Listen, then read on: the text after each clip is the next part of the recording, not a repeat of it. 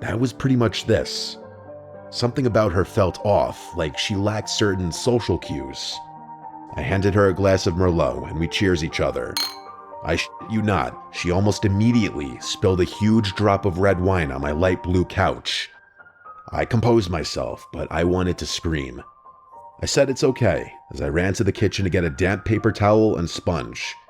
I ran back to the couch and blotted it as quickly as I could before it would settle. She kept apologizing, and I kept saying it was okay.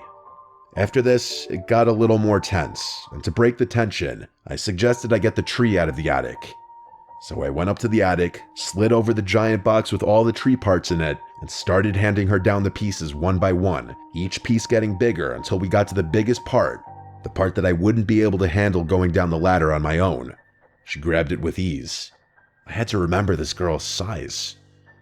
Once everything was handed down, I went back down and we assembled the tree in the living room with Christmas music playing. I poured her more wine and I drank more myself. I loosened up a bit more. Wine makes any situation feel better.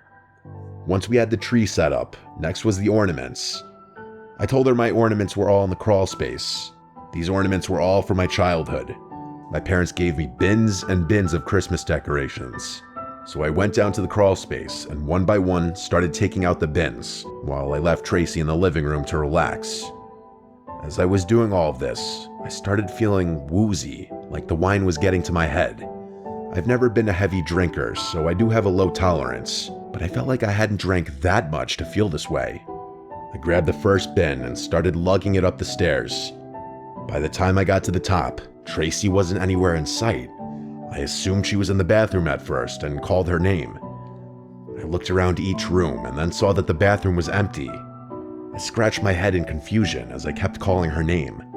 I went to message her on Snap, but she never opened the Snap. I checked the 2 bedrooms too, but she was gone. I couldn't believe this. She snuck out on me. This was when I started wondering if she thought I was ugly or weird or something, even though truthfully, I wasn't even really into her either.